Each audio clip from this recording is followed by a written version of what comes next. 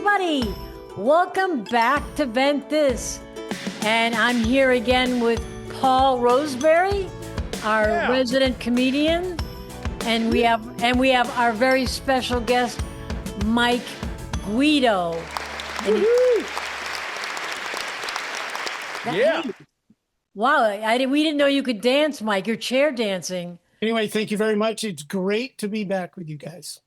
Is it? Happy to have you back. No, wow. I was told to say that it's written, so.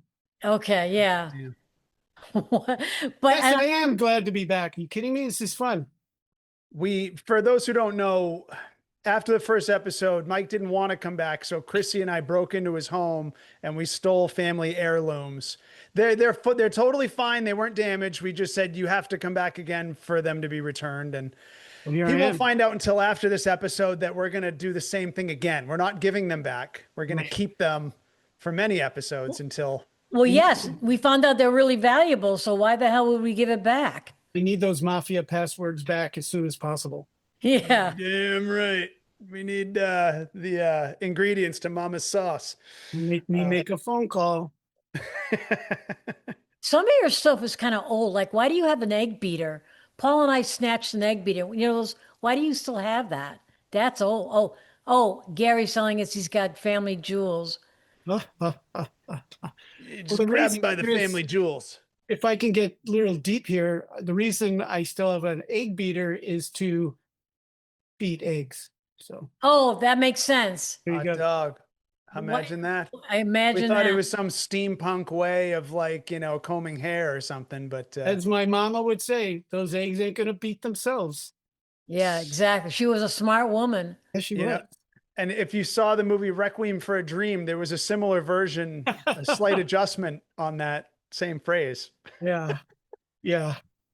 Paul's not only a comedian, but he can recall any movie he's ever seen and scenes from that movie. I wish I could do that.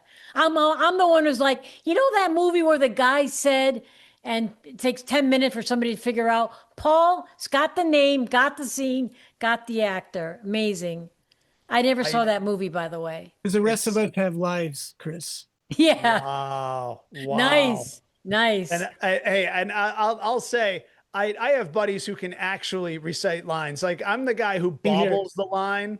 I'm like, oh, remember when he said, like, oh, it'll never be this way again? They're like, oh, you mean where he actually said in the future we'll never, like, I blow it, but at least I have a reference. I kind of, you know.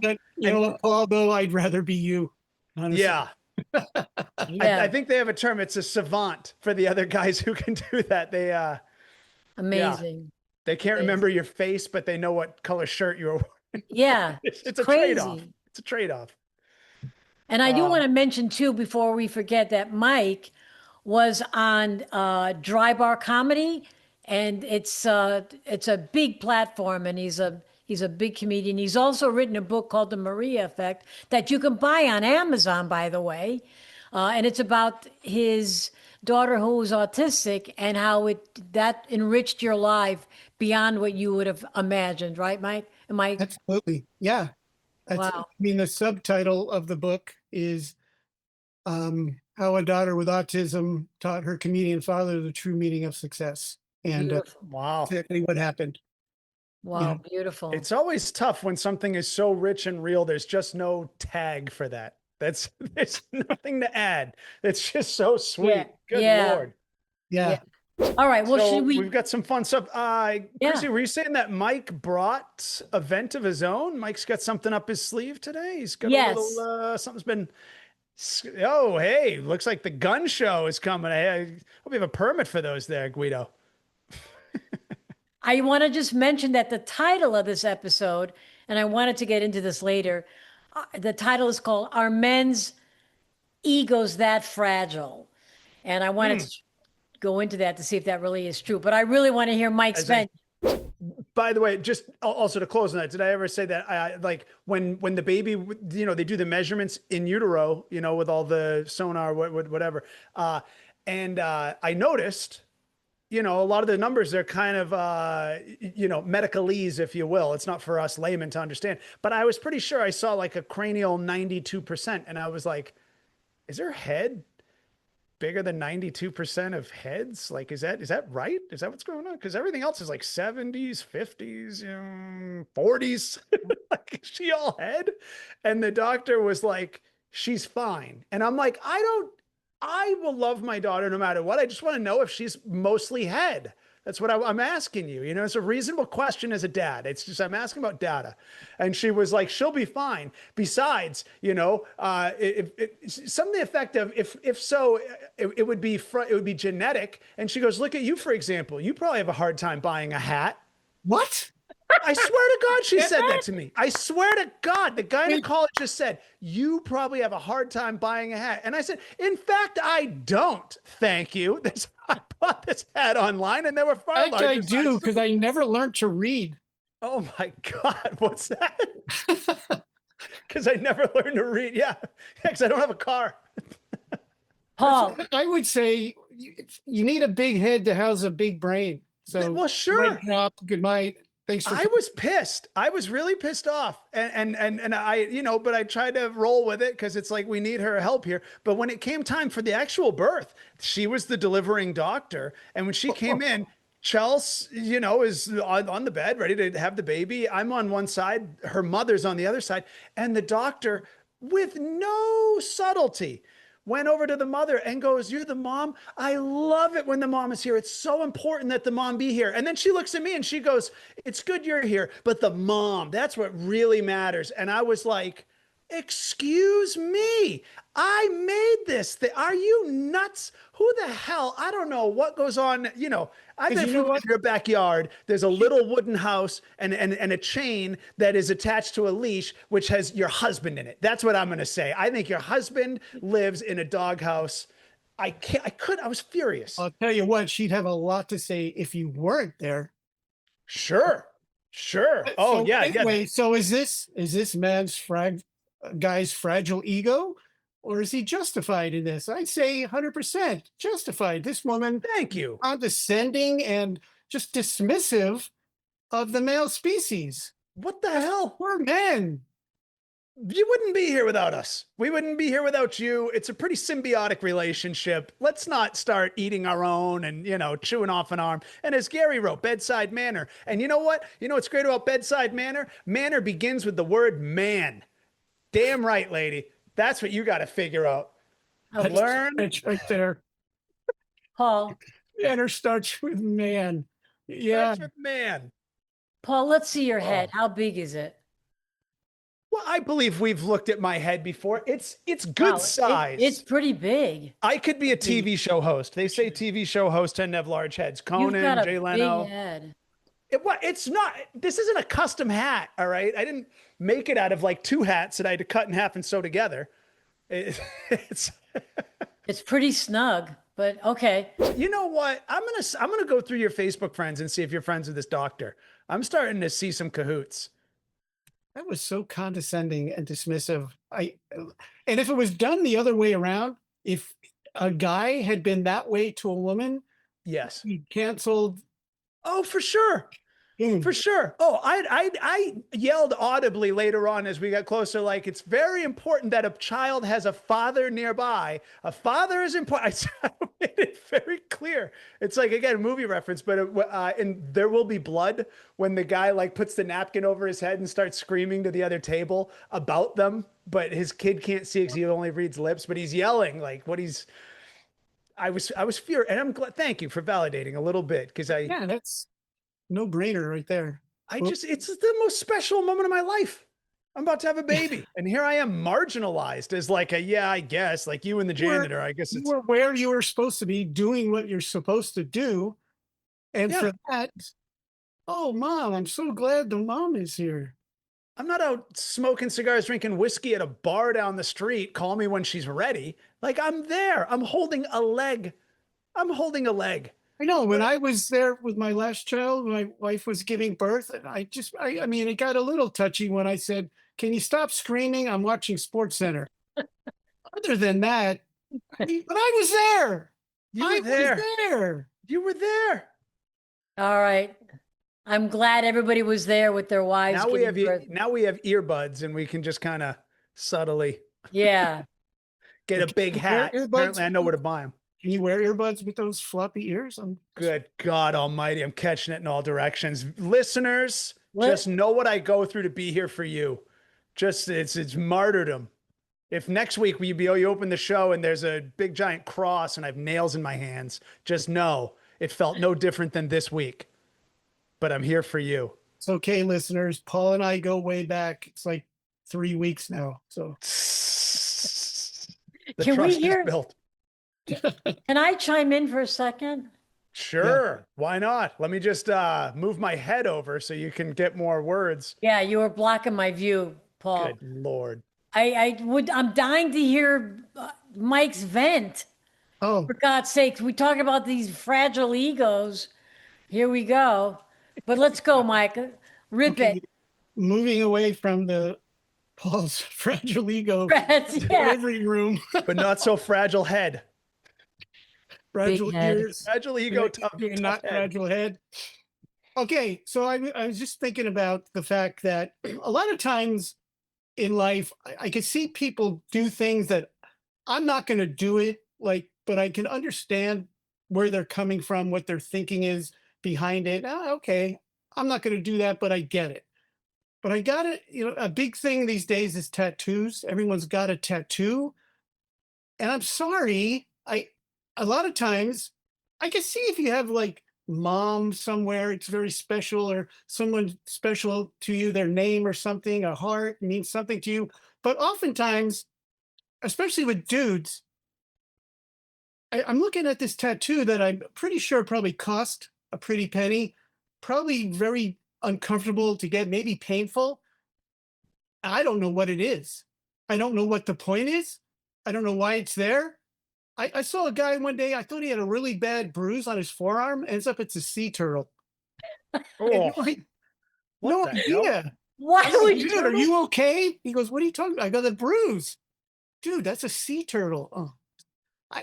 So I don't get it. This tattoo thing often, I don't know what it means or what what it depicts. It's like a Yeah. Picasso or something. I don't get it. Yeah. I Go, hear you. Paul. It, like, I want to hear this one, Paul. hey, I will agree. If it's a nonsense tattoo for no good reason, and especially if it's indiscernible from a bruise, that's a tough tat. On the other hand, Mike was saying, like some tats that say mom, some that may have a heart. Mike, I actually have a heart that usually says, a lot of people when they get the heart, theirs says mom. I'll share it. real Oh quick. gosh. Here comes bitch. What? What? For those who can't see it, it's a heart that says bitch. Oh, With an arrow through it. Now, here's the thing. Do I even want to know how you chose that? Well, here's the thing. Now, I will say that that's a lot more meaningful than like the Asian symbol when I was 18. Those are throwaway. I think that like if I didn't have my Asian symbol anymore, I wouldn't be a. oh wait, Paul, is that a Pokemon? What is that? You know what? I'm going to poke you through the screen, Chrissy. It's not a goddamn Pokemon. What is that? It's an Asian symbol. It was hot in the late 90s. Everyone did it, and then no one knew what they meant. Anyway, yeah, it was. I got it the day I turned 18. I thought it was cool. But the other one, the heart. Now that is because now I'm a dating coach. I help guys with relationships.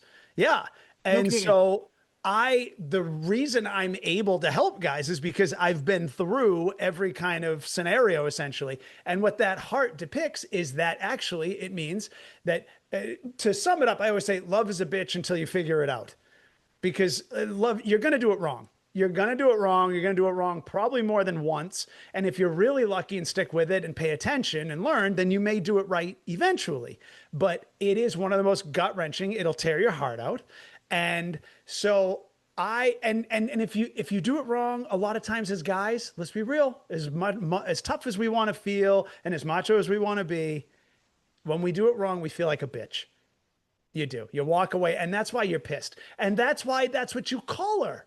Because that's how she acted, that's how she treated. And so I say, if you're going to get a girl's name, all right, a tattoo, usually that heart has a girl's name tattooed, right? Like Michelle, whatever, which my cousin has the name Michelle. And I never met Michelle. He's been married twice, never to Michelle. And so I noticed if you get a girl's name tattooed on your skin, It's the kiss of death. The relationship is over. And it's a clear indication by putting someone else's name in ink on you, you have missed the point of the relationship. You're doing it wrong. You are giving her the gift of your skin for which she has no use. No use for your skin. You can give her a diamond, you can give her a watch, you can give her lunch. Those all have value. Skin is weird. And so it means that if you're going to get a girl's name tattooed, Yeah. the relationship's going to end. So you might as well get what you're going to call her for the majority of the time, which is the rest of your life after you break up. So instead of getting Michelle, just get bitch. You're just giving her billboard space, essentially. But What's that? You're just giving her billboard space.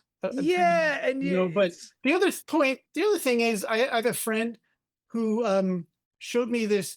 Well, my wife and I have a friend, female, and I got this tattoo and I love it so much. I'm so happy about this and blah, blah, blah. And she had to turn around and pull her shirt up her back to show it to us. Oh no. And I'm thinking, you love this so much, but you never want anyone to see it, essentially. Well, unless you're naked somewhere or on the beach. There you go. That's what's wait, now is this a woman of adult age? Yeah. Yeah. Okay. Because do you know what those tattoos for a woman right above the tush, you know what those are called? No. Tattoos? Those are called a tramp stamp. Oh, I've heard that term. That's a tramp stamp because the only person who's going to see it is a guy who's behind you.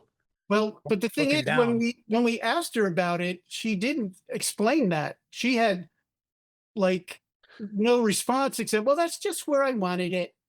And I'm sure she had no idea. She had no idea. It's just socially, people are horrible. People are the worst. You try to do something cute that symbolizes a part of your life, and society makes you feel horrible for what you didn't realize has been generalized, But at the same time, people see it at the beach. If she's in a two-piece, they'll see it at the beach. Or seriously, though, if it's a tramp stamp thing that's only going to be viewed by that person, shouldn't it be like on your inner thigh or something? Why is it on your back? I'm telling you. Well, I'll tell you, as you say inner thigh, breast. I do have one other tattoo. We can't show it on the air right now. Please don't. It's on my butt. It's on my butt. I have, and it says, what I just visualized was the scene where you walk into a tattoo parlor, guy goes, what do you want and where? And you drop trowel and go boom. And you lay down on a table face down and stop, please. Well, here's the thing. Not my imagination now, please. Hold on. I will heighten your imagination. So I was at the Fairfax flea market 20 plus years ago. And I was hungover with my buddies, and this girl, she's cute, whatever. She's playing with these sunglasses. I start playing with them. We start flirting. She's like, hey, you want to be my new boyfriend? I'm like, yeah, totally. Let's do it. We're just kidding around. So we exchange numbers. 10 minutes later, she texts me. She goes, meet me and my friend for drinks over on Melrose. So I go. We start getting day drunk. We're hammered. And the girlfriend was like, hey, she's going to get a tattoo on her thigh this afternoon that says romance. And since you guys are falling in love so fast, why don't you get her name tattooed on your butt? No. And I said, I have $50 in my pocket. If they'll do it for $50 or less, I'll do it right now. So we go. We get a fifth of Jack Daniels. She gets a razor and some shaving cream so she can shave her in her thigh. We walk into Sunset Strip Tattoo together. She says what she wants, and I said, and I'll take I Heart Cat on my ass. They said, you guys are fucking nuts. So we kept drinking. We're smoking Marlboros in the tattoo place. And so I go and I lay down just like you said, pull the pants down a little. I get right. It's at the top of my butt. Like I can show people without pulling my whole pants. It's just like at the belt line. Anyway, if there's ever things that add up to true love, it's got to be Jack Daniels, cigarettes, and butt tattoo. Well, what else can happen except true love? True and just you wait. We're almost there. Idiot. We're almost. You are not going to believe this, Mike, and you're not going to believe. So I get the tattoo on my butt. Now, I've had a couple tats, but I forgot how much they actually sting a little. I'm not going to say they hurt, but they definitely sting. It's a needle going in your skin. And so I'm getting kind of stung on my butt. I'm like, wow, this is stinging me a little bit. And it's on like the soft part of my butt. She's on the inner thigh. That must hurt more, and mine's quick and pretty in and out, So I go out front, see how she's doing with hers. I expect she's going to be wincing, right? Because she's getting on her inner thigh. Romance. She's not wincing. This girl's sitting in what looks like almost like a barber chair. She's got her leg cocked up in the air. She's smoking a Marlboro Red with no expression. She looks I swear on my life, she looks at me and stares, draws an inhale, and blows a ring. And I just was okay. All right. How fast did you run? This girl was in college. She was 20, maybe 21 years old at the most. And I was just like, you got to forget about it. She wins. Game over. Game over. She wins. Game over. She wanted to date. And I was like, that's a girl who put a brick through your windshield. There's no way. I can't. It was one wild day. We had a lot of fun that day. But you got her name tattooed on your butt. And that's as far as you're going to go. That's it. No, because she was saying there later on in the day, she's like, what a wild first date. And I'm like, first date? Where do we go from here? Do we rob a bank? Do we move to a foreign country? Where the heck? We've peaked. We've peaked. This is it. Like, I'm sorry. I don't know. So, Paul, is it still there? Well, of course it's there for life. Yeah. I heart cat. Oh, yeah. Yeah. K-A-T. I heart symbol K-A-T. I could show it. It's at the top. No. Please don't. Nobody wants to see it. So thanks for tuning. No, I got really good. No, we won't now, but I got really good at showing it in a way that I can discreetly just roll down the top of that part of, It's like okay. Still good. But, okay. We have seen it. We have an imagination. Thank you. Yeah. Paul. It runneth over. I have a question, and then we'll move on to the next event. A tramp stamp, you said, right? I did say that. That's funny. That's a real word. It's a phrase. Tramp stamp. Yeah. But why is it a tramp stamp? Just because it's behind, right? Yeah. Well, it doesn't make any sense. Well, but again, tattoos don't make sense. Say if you're a young girl who's single and on the scene, the interpretation is that it's going to be the tattoo will be most viewed by guys who are positioned behind really you. into a girl's lower back. Yeah. Thank you, Mike. Into basically. This was a learning experience, Gary says. Yeah, sure. Yeah. Something I didn't learn and didn't want to learn. Whatever I can anyway. share. All right. Well. Wait, Chrissy, do you have a tramp stamp? Is that the curiosity? Have you got Mike rubbed his whole thing? No, that was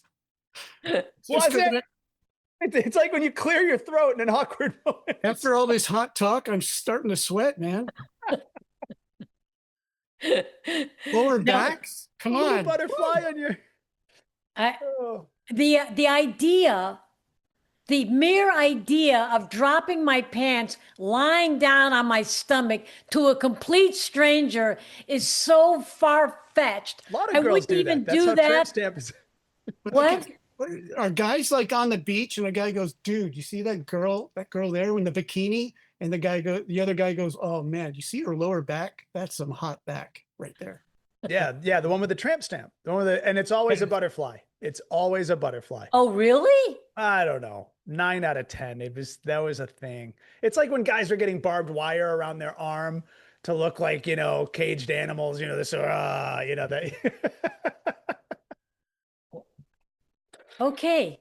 Well, things that it's good society has moved on from. Things that we butterflies, but the younger girls just get a tattoo of a caterpillar. I understand. There you go. Get a chrysalis on your baby, if you really. Well, that was fascinating. Should we move on to the next event? Sure. First. Go, Loretta. My boyfriend spends every Sunday during football season glued to the TV. That's not the issue. I decided to learn the sport and watch with him. 2 things happened. I know the game better than he does now because I studied the book Football for Dummies.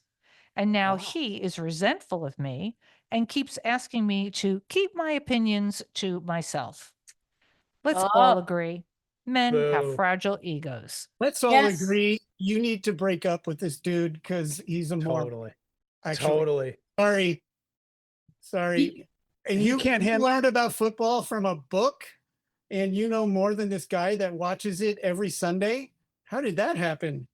Well, and the idea that he can love a contact sport, but he can't handle a little bit of getting tackled in his relationship, like Nice. she came through, she knows more than him. Clearly, the option is, if you're interested, go learn more about football. Keep up. Go read the same book, or just have a Football for girlfriend who knows dummies? more than you. But Yeah, just football for dummies. There is such a book. There is There? such a book. Oh, I'm yeah. sure there is. Yeah, there is such a book. Like, computers for dummies and all that kind of stuff. They have that. yeah. The Dummy series is a billion-dollar industry. I'm sure. Yeah, hundreds of yeah. millions. But again, you see, she knows more about football now than he does. Actually, I'm not so sure about that. I'm not convinced because you can read the book, but if you're not seeing it played out in front of you and seeing an example of an offsides, example of a Yeah. targeting, example of what have you, then you know book smarts, but Yeah, you're not worldly smart, So yeah. that dude should have stood up for himself a little bit and said, until you watch as many games as me, you didn't learn all that from a dumb book. Unless she sees the quarterback throwing, the football and she's like, "Oh, honey, that's intentional grounding."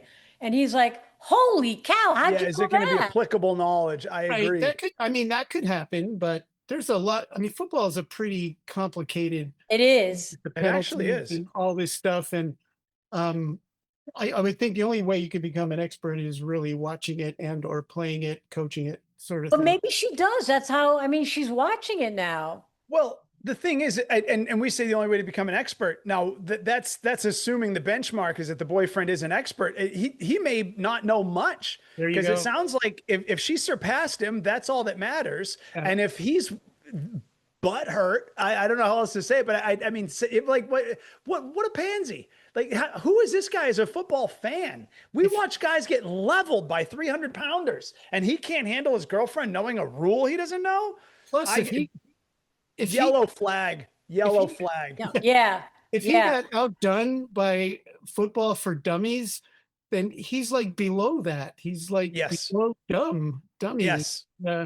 He needs Agree. to with football for morons, perhaps. And Yeah. his way Yeah. up. Football for guys whose girlfriends know more than they do. That should be the full Great title of the book.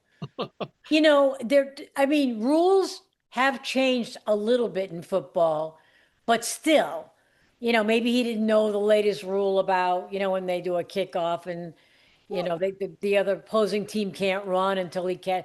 Certain things have changed, but the fact that he is butthurt just because she watches the game and knows more, I say, you know what, lady, leave, get out. The guy's an idiot. You need Yeah. somebody with Yeah. Delay of game, and maybe maybe just disqualify him. Not enough men on the field is what I'm hearing. There Not you enough go. men on the field. There you Nice. go.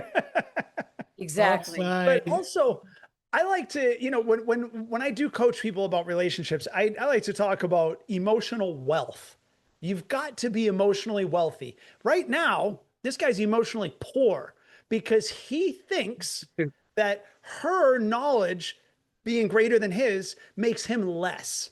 So it's a threat. That means he's poor. That means this guy lives half his life on defense as it is. If he were emotionally wealthy, he could say, well, it doesn't have any effect on me, how much she knows. That's irrelevant. And then he could compliment her. Hey, how cool 100%. is it? You like football so much you went and read a book so that you could learn more. Wow. That's Exactly. really cool. I like your initiative. Hey, Yeah. you know what? You're a go-getter. Instead, he's like, oh, let me squash you down and make you feel loser. This Loser. guy's emotionally poor, emotionally broke, deadbeat. I'd say tackle him and get out. Yeah. But what was his response to her? Would keep it to yourself or something? Keep your opinions to yourself. And Yeah. because if I'm watching a football game, I don't want the person sitting next to me just identifying everything. Oh, there's a pass play. Yeah. Okay. Oh, there was a touchdown. Oh, you think she's like Yeah. annoyingly like, Keep that to yourself because we all know that. You know, you're so excited to share your book knowledge that it's not Annoying. yeah. What, and to your point, Mike, also, he might, if that were to be the circumstances here, he might be trying to help her to be fun when it's like game night and you go to other people's houses to watch a game or the just Super thinking the Bowl. same thing. Maybe he's doing her a favor, whispering to her, you should Yeah. keep that to yourself because Yeah. people are going, what's she doing here? You It's know? like talking to her in a movie and like, what's she doing here? Who brought the dork? Who brought the dummy? Yeah. Who brought Plus, the if book? she's got the book going It's open. flipping through pages. Yeah, maybe, Touchdown! Touchdown! or maybe, she says, "Oh, I learned that on page 32. Look, here it is." Yeah, she's flipping to like the passing chapter. She's like, oh, I think I know what that Yeah. is. I think I know what that is. The ref No. calls a penalty and she goes, I can confirm that. Page 47, paragraph 2. She and Gene Steratore can both Perfect. confirm That's great. definitely a hold. Okay, so And the Especially if boyfriend she's just using goes, the wrong- hey, listen, nobody's asking you. Please stop. Please. I would love to imagine she's like getting it a little bit wrong too. She's like, oh, that's past bothering. Yeah, that was a past bother. Honey, it's PI. It's pass interference. Yeah. Yeah, that was on page 86. They talked about that. A pass interruption. that's great. A pass interruption. Yeah. Oh man. Oh my God, this is great. Or maybe she said that was a touch up. Oh, Of a touchdown. wow. It was a All right, put that's down. terrible. It was a put down. He put down her touch up. Yeah. But if she has a nice enough tramp stamp, he's going to keep her around. There you go. That's kind of how it goes. And we are She can going be a full cheer- circle. Full circle. You might be better as a cheerleader, honey. You don't have to say what happened. Just cheer when it's time to cheer. Oh man. Oh, that was a good one. I don't know. We'll see. Hey, I'd like to imagine that she's got it down pretty good. I mean, definitely, I think we all agree that the best education is from watching. You got to have applicable, you got to know how it works. And to your point, Mike, I think she should be considerate. Are you talking the whole game? Are you, reading the Yeah. bracketed off. parts? I know what that is. The quiet We part all- out loud, as they You all say. know what it is. It's a time out. Why don't you take one? I would say, and I don't know if you guys were part of this a few years ago. I don't know, maybe 10 years ago. There was a great way to be accepted at any football game. Whoever brought the buffalo chicken dip was welcome. Did you guys get into that? Was that an East Coast thing? Well, Oh. well, yeah. I don't went to remember too many that. football games on the I East, didn't. Yeah. but It was this thing where now it's as per most football snacks, it's not exactly, healthy for you. But what it was, you take a crock pot, you get like 2 cans of canned chicken, which, like I said, not the best for you, whatever. And then you put in a block of cream cheese, a bunch of buffalo sauce, and I don't know, maybe 1 or 2 other things, and you swirl. No, and then you get it in a bowl with some tortilla chips. I'm sure I'm leaving out some key ingredients, but that's the bulk of what was there. It sounds terrible, but you get that at halftime, boy. That's because you've had 12 beers by halftime. Well, yeah, sure. Context clues, on the East Coast, we would eat Hoffa fingers. What's that? Hoffa fingers? What's The hot that? dogs? Jimmy Hoffa. Never mind. Oh, They're not funny if you have to explain them. all right. Well, let's not have a timeout. Move on to the next event. Yeah. There's more. Go into overtime. There's more. Go, Loretta. One Third more. quarter. More. Why the hell did they have professional basketball players and PGA golfers in the Olympics? Amateur athletes worked their asses off for years to reach Olympic status. And now, for example, LeBron James is in the game? It's a joke. That's kind of a weird event because we're not in the Olympics. But you have to go with what the rules allow. And if the rules allow professionals, it's not your fault. It's not LeBron's fault. It's not the Team USA's fault. Are we supposed to let other countries have their professionals play against our college kids, who, by the way, are also being paid these days? So if we wanted to get true amateurs, we'd have to go to high school level pretty much, because everyone's being paid anyway.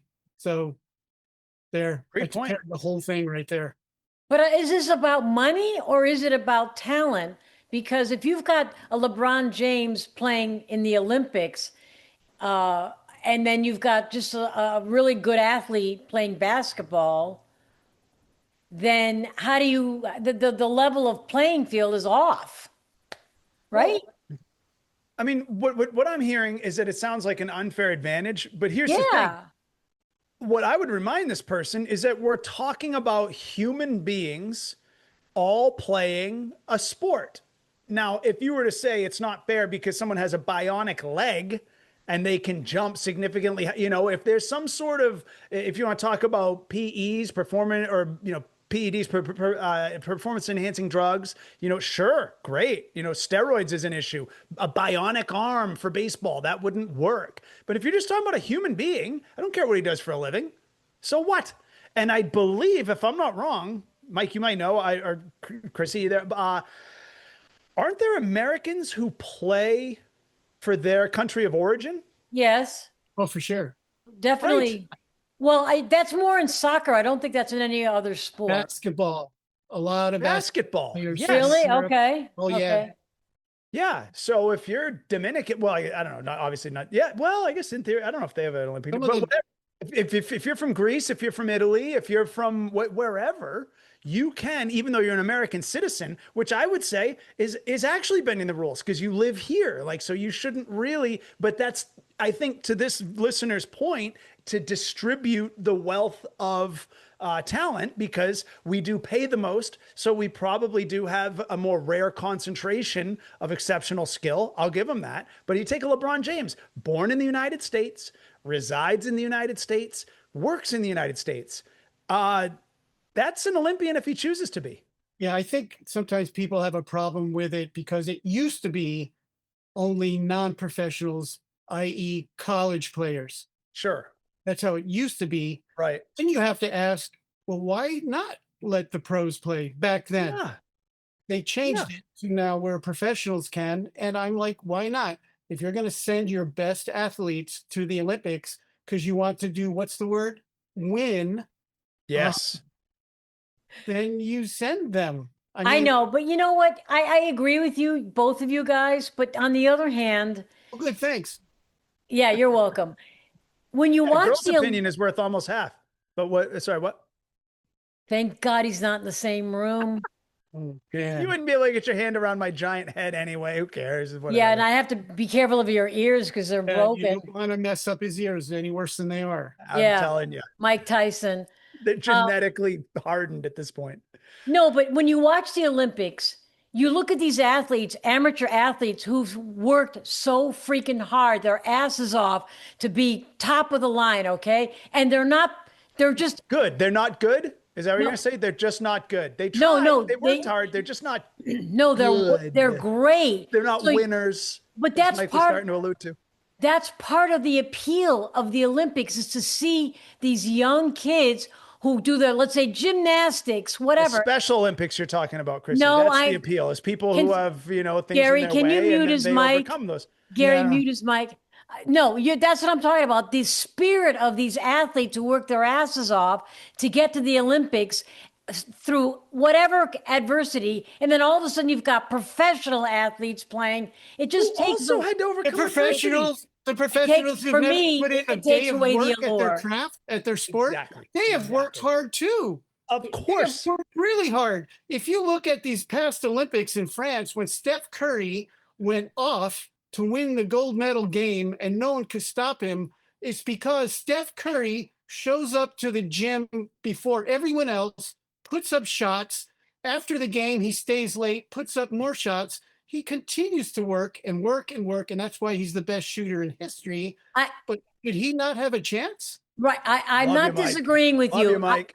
I'm not disagreeing with you, Mike. It's just that when you look at these young kids that are worked so hard to Yeah, get there, well, and now they're competing in this sport, To and you're like, be wow, almost as good. They're just not that good, well, Chrissy. and They're just not that good. it depends what sport it is. Like in gymnastics, you're not going to have professional gymnasts probably, or volleyball players and so forth. But in like for a thing like basketball, the college kids now know they'll have a chance at the Olympics if and when they make it to the NBA and they continue to work hard, like those NBA players have and continue to do, then they'll have their chance there. I don't think they're looking right now at, oh my goodness, I can't get any Olympics because all the pros get it. Well, they know that it's a given now.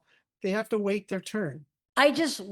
part of me when I cry and watch the Olympics is to see, like for example, like you said, the Yeah, gymnastics, and you see these kids who've trained and I studied agree. and as much as they can, and now they're there. Maybe they came from broken families, foster home. That story is also part of the Olympics, and you see, and you're like, oh my God. What this person had to go through. They had no money. Somebody sponsored them. Now they're representing their country. All of that is a package. Right. Me. LeBron grew up in the projects, Thank you. single mom. And But he's been doing anyway, it but and I getting, get it. I know what you're saying. yeah, I love it when these young kids, whether it's gymnastics, you yeah, name it, great story. It yeah, does make this, me cry. yeah, It is that, so fulfilling yeah, to watch them hit the peak, right. and prevail.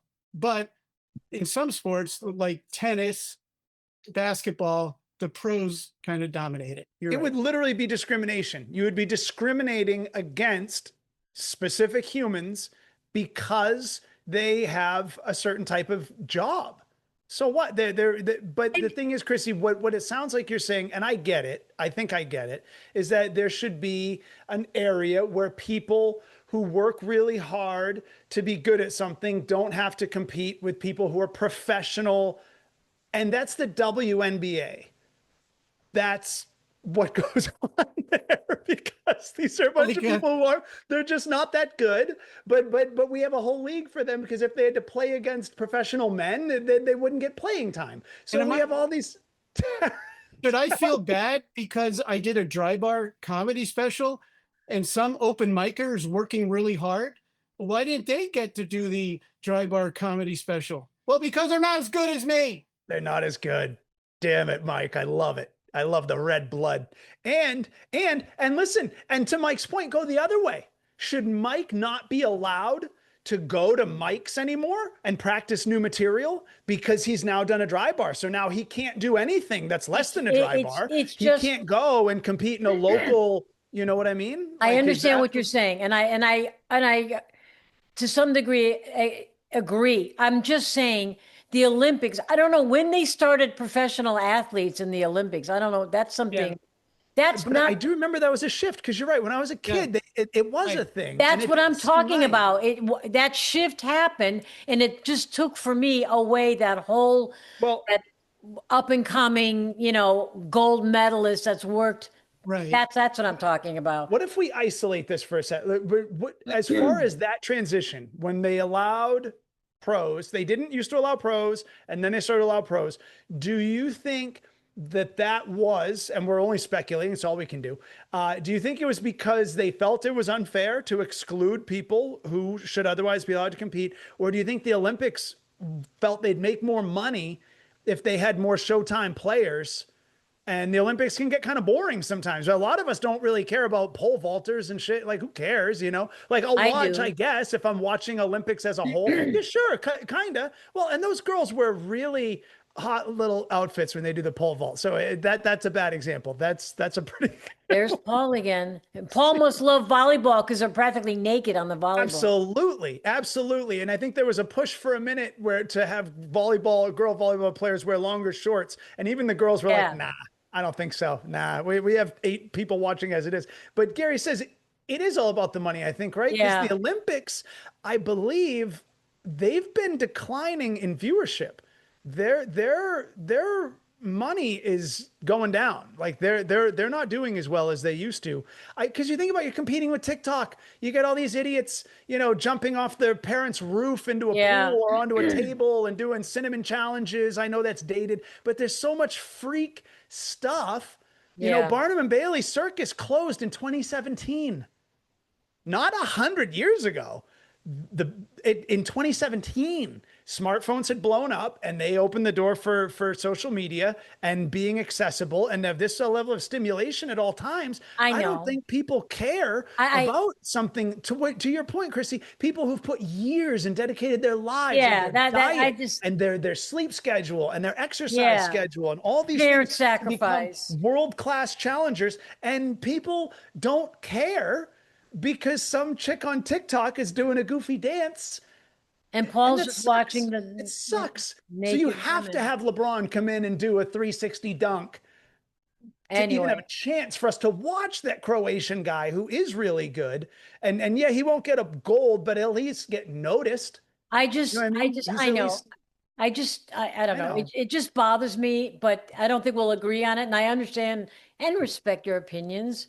And I do wish the volleyball girls had longer shorts because no way. Bite your tongue. Horrible.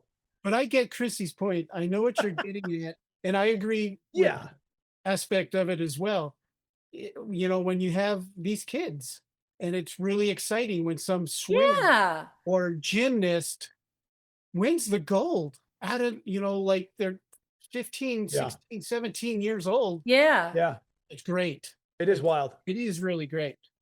And hopefully many of them continue to have great lives even down the road, exception being that Mary Lou Retton got a DUI a couple months ago. These things happen. I don't know if you saw that. I saw that. America's sweetheart, Mary Lou Retton. We all needed to know that right now, Paul. No, but I'm saying, but I will say this, people came down on her and I was glad to see a lot of people's comments said, leave that woman alone. And I agree. We all have a bad night. She didn't go out and kill it. Hey, it's not a smart decision, but right. I mean, and for another pod, we could talk about it's got to be wild. You're saying, Chrissy, these people who devote their lives and at maybe 16 have a chance of winning a gold medal. Right. But that's such a global scale level of attention and success. Where do you go after that?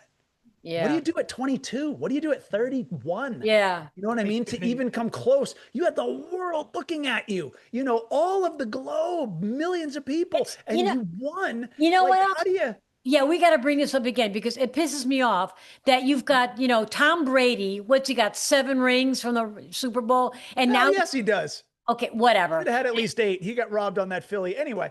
And so now he's getting gajillion dollars. 373 million. And then you've got all these women athletes who are in their like take a look at what's the one Simone Biles.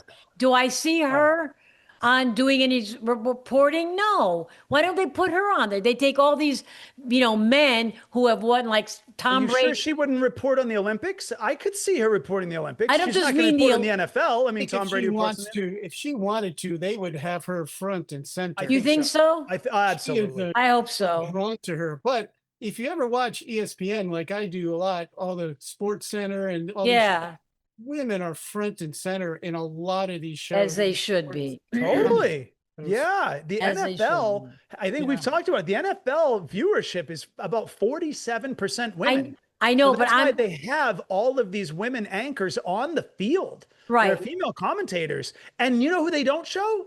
They don't show the female cheerleaders who look amazing, and these women devote their lives just like these athletes. No, these women are athletes. They are in their own right. I know. Their diet, their exercise. I saw the documentary on the Cowboys on this career, and they get no showtime. And I don't know if it's because the league doesn't want to pay them for that, or if I think it's because half of the viewing audience of the NFL is women who are not in cheerleader shape, and they don't want them to look at them. Those women compare themselves and tune out.